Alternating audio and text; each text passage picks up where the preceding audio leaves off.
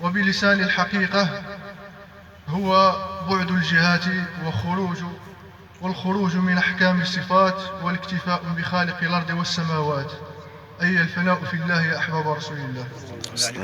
فالفناء هو ذهاب القلب وخروجه من ملذات النفس وتعلقه بالعلي الكبير الذي له البقاء. فافنى عن المحسوسات بغيبتك في أسرار الذات تظهر لك المغيبات سرا وعلانية، وبهذا يكون البقاء بالله وأوصافه يا أحباب رسول الله. فكأن الغاية الصوفية ليست الفناء عن النفس وأوصافها، بل البقاء بالله وأوصافه.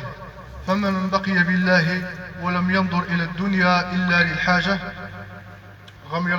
غمرته المحبة، أي المحبة في الله يا أحباب رسول الله، وأضاء الله قلبه فيكون إن شاء الله كما قال أحد العارفين: طلعت شمس من أحب بليل فاستنارت فما لها من غروب. إن شمس النهار تغرب ليلا وشموس القلوب ليست تغيب يا أحباب رسول الله. وعن الشيخ جنيد قال: التصوف هو ذكر بالاجتماع ووجد بالاستماع وعمل بالاتباع يا أحباب رسول الله. يذكر الإمام السهروردي في كتابه عوارف المعارف قصة ذو النون المصري رضي الله عنه. قال: رأيت ببعض سواحل الشام امرأة فقلت لها: من أين أقبلت؟ فقالت: من عند أقوام تتجافى جنوبهم عن المضاجع. من عند أقوام تتجافى جنوبهم عن المضاجع. فقال: قلت لها: وأين تريدين؟ أي أين تذهبين؟ فقالت: إلى رجال لا تلهيهم تجارة ولا بيع عن ذكر الله يا أحباب رسول الله. فالمعنى تتجافى جنوبهم عن المضاجع جاء في موسوعة مدرسة مكة في التفسير عن عبد الله بن عباس رضي الله عنه: تتجافى جنوبهم أي تتجافى لذكر الله. كلما استيقظوا ذكروا الله، إما في الصلاة وإما في القيام أو في قعود أو على جنوبهم، فهم لا يزالون يذكرون الله يا أحباب رسول الله. وجاء التفسير في النابلسي رضي الله عنه: فالمضاجع هي الأسرة والفروش الأنيقة. العمل الصالح يدعو إلى القيام، فالعمل الصالح يا أحباب رسول الله يدعو إلى القيام. فالمؤمن الصادق لا يرتاح للنعيم لأنه يعلم أنه نعيم مؤقت، بل يجافي جنبه عن المضاجع، يستيقظ لذكر الله أي الصلاة التجهد، ويتلو كتاب الله آناء الليل وأطراف النهار، ويدعو الله خوفا وطمعا، ويمرغ جبهته في أعتاب الله تبارك الله وتعالى. فيسألك الله في هذه الوقت: ألك عندي حاجة يا عبدي؟ أتريد مني شيئا؟ أتحب أن أغفر لك ذنوبك؟ أتحب أن أتوب عليك؟ كما جاءنا في الصحيح عن مسلم عن أبي هريرة رضي الله عنه عن رسول الله صلى الله عليه وسلم قال: ينزل الله إلى السماء الدنيا كل ليلة حيث يمضي ثلث الليل الأول فيقول: أنا الملك، من ذا الذي يدعوني فأستجب له؟ من ذا الذي يسألني فأعطيه؟ من ذا الذي يستغفرني فأغفر له؟ فلا يزال كذلك حتى يضيء الفجر يا أحباب رسول الله. أما في التفسير الإشاري لسيدي أحمد بن عجيبة البحر المديد في تفسير القرآن المجيد قال: قوم تتجافى جنوبهم عن المضاجع الحسية إلى العبادة الحسية، فهم العباد والزهاد والصالحين يا أحباب رسول الله. فلا تعلم نفس ما أخفي لهم من نعيم القصور والحور والولدان وغير ذلك. وقوم تتجافى قلوبهم عن مضاجع نوم الغفلة إلى حال الانتباه واليقظة، ثم عن مضاجع الفرق إلى حال الجمع، ثم من الجمع إلى جمع الجمع يا أحباب رسول الله. نقول فرق الشيء إلى قسمين، فرق الشيء قسمين، نقول فرق بينهما أي باعد بينهما، فصل بينهما. في المصطلح الصوفي الفرق هو مشاهدة العبودية، وهو بقاء النفس، والجمع وهو فناء الحس يا أحباب رسول الله. عن أحد العارفين يا أحباب رسول الله، عن أحد العارفين: الفرق شريعة والجمع حقيقة، وهو ليس اتحاد ولا حلول. الجمع هو عين اليقين، والتفرقة على اليقين. وعن الشيخ عيسى بن الشيخ عبد القادر الكيلاني قال: الجمع هو غير التوحيد بالتجريد، وهو أن يكون العبد فانيا بالله، يرى الأشياء كلها به أو له أو منه بالجمع يا أحباب رسول الله. التوحيد هذا الإيمان بالله وحده لا شريك له، هو اعتقاد القلب بوحدانية الواحد يا أحباب رسول الله، وإبعاد السر بفردانية الفرد الصمد، والتسليم ظاهرا وباطنا تحت الأحكام. قل هو الله أحد الله الصمد لم يلد ولم يولد ولم يكن له كفوا أحد. التجريد يا أحباب رسول الله أن تنسلخ من جميع ما تريد إلى ما يريد الله عز وجل، كما تنسلخ الحية من جلدها. قلت: قال سيد أحمد بن عجيبة في تفسيره الإشاري: قوم تتجافى جنوبهم ثم قوم تتجافى قلوبهم. قال: هؤلاء يا أحباب رسول الله صلى الله عليه وسلم على صلاتهم دائمون، وفي حال نومهم عابدون، وعلى كل حال إلى ربهم ساكرون. عبادتهم قلبية سرية خفية عن الكرام الكاتبين، بين فكرة وشهود وعبرة واستبصار. الذرة منها تعدل أمثال الجبال من أعمال الجوارح يا أحباب رسول الله صلى الله عليه وسلم. كل وقت من حبيبي قدره كألف حجة يا أحباب رسول الله. ومع هذا لا يخلون أوقاتهم من العبادة الحسية وقياما بأداب الشريعة. أما قوله تعالى: رجال لا تلهيهم تجارة ولا بيع عن ذكر الله، رجال في القرآن الكريم يا أحباب رسول الله لا تعني الذكران يا أحباب رسول الله، فإن الله خلق الإنسان ذكرا وأنثى. وكلمة رجل في القرآن هو المؤمن الصدوق،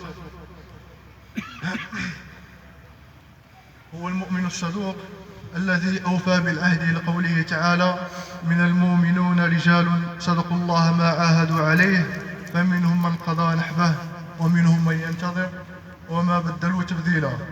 قال سعد بن معاذ: 3 آنف بهن رجل وما سوى ذلك فأنا واحد من الناس. ما سمعت رسول الله صلى الله عليه وسلم يقول شيئا إلا علمت أنه الحق من عند الله لا شك فيه، ولا صليت صلاة قط فحدثت نفسي بغيرها حتى أفرغ منها، ولا شهدت جنازة قط فحدثت نفسي بغيرها ما هي قائلة أو مقول لها. يقول الله عز وجل: في بيوت أذن الله أن ترفع ويذكر فيها اسمه يسبح له فيها بالغدو والآصال رجال لا تلهيهم تجارة ولا بيع عن ذكر الله وإقام الصلاة وإيتاء الزكاة يخافون يوما تتقلب فيه القلوب والأبصار. في بيوت جار ومجرور يا أحباب رسول الله كما تعلمون. والجار والمجرور يعلق بالفعل، وهنا الفعل هو يسبح، أي يسبح لله في هذه البيوت يا أحباب رسول الله. البيوت هي المساجد، البيوت هي المساجد، البيوت هي الزوايا المعزة لذكر الله والصلاة وتلاوة القرآن، لأن الله أذن أن ترفع فيها الحاجات إلى رب الأرض والسماوات يا أحباب رسول الله. فاطلب الله عز وجل لقضاء حاجتك. قال صلى الله عليه وسلم: من لم يسأل الله يغضب عليه. صدق رسول الله. لا تلهيهم تجارة ولا بيع عن ذكر الله، أن يذكروا الله في محل بيعه وراء مكتبه، أن يكون ذكر الله ملأ نفسه، ملأ تفكيره، ملأ مشاعره ذكرا مستمرا. كلما طالت فترة الذكر يا أحباب رسول الله قلت فترة الغفلة. ارتقى الإنسان في معارج القرب لأنهم يخافون يوما تتقلب فيه القلوب والأبصار، يوم لا بد أن يصل، يوم ترتعد فيه يا أحباب رسول الله. هذا اليوم كما قال الله عز وجل: يوم لا ينفع مال ولا بنون إلا من أتى الله بقلب سليم. قال صلى الله عليه وسلم: أما في 3 مواطن فلا يذكر أحد أحدا عند الميزان حتى يعلم أن يخف ميزانه أو يثقل، وعند الكتاب حين يقال هاؤم اقرأوا كتابيه حتى يعلموا أين يقع كتابه، أفي يمينه أم في شماله أم من وراء ظهره يا أحباب رسول الله. وإذا وقع وراء ظهره فجهنم يا أحباب رسول الله، العياذ بالله يا أحباب. وفيما سوى ذلك فقد تبصر الأم ابنها يوم القيامة فتقول: يا بني، جعلت لك حجري وطاء وصدري سقاء، فهل من حسنة يعود علي خيرها اليوم؟ فيقول هذا الابن: يا أماه. هذا عند الصراط يا أحباب رسول الله. يقول الابن: يا أماه، ليتني أستطع ذلك، إنما أشكو مما أنت منه تشكين. وجاء في التفسير الإشاري أن البيوت التي أذن الله أن ترفع هي القلوب يا أحباب رسول الله، التي هي معدن الأسرار ومحل مصابيح الأنوار، ورفعها صونها من الأغيار وتطهيرها من لوث الأقدار يا أحباب رسول الله. فأما أهمية التصوف فالتصوف هو أهميته في السنة يا أحباب رسول الله. جاء عن النبي صلى الله عليه وسلم: لا تحاسدوا ولا تناجشوا ولا تباغضوا يا أحباب رسول الله، ولا تدابروا، ولا يبيع بعضكم على بيع بعض، وكونوا عباد الله إخوانا. المسلم أخو المسلم، لا يظلمه ولا يكذبه ولا يحقره. التقوى ها هنا، ويشير إلى صدره 3 مرات يا أحباب رسول الله. كل المسلم على المسلم حرام، دمه وماله يا أحباب رسول الله وعرضه. رواه البخاري ومسلم. لا يحصل الظفر إلا بالطلب وبالعمل يا أحباب رسول الله وصدق التوجه. حقت الجنة بالمكاره. يقول أحد العارفين: أيها العاشق معنا حسننا، مهرنا غال لمن يطلبنا، جسد مضنى وروح في العنا، وجفون لا تذوق الوسنا، وفؤاد ليس فيه غيرنا، وإذا ما شئت أد الثمن، فافنى إن شئت فناء سرمدا، فالفناء يدني إلى ذاك الفناء، واخلع النعلين إن جئت إلى ذلك الحي ففيه قد سنا. وعن الكونين كن منخلعا، وأجل ما بيننا من بيننا، وإذا قيل من تهوى فقل أنا من أهوى ومن أهوى أنا يا أحباب رسول الله. معناه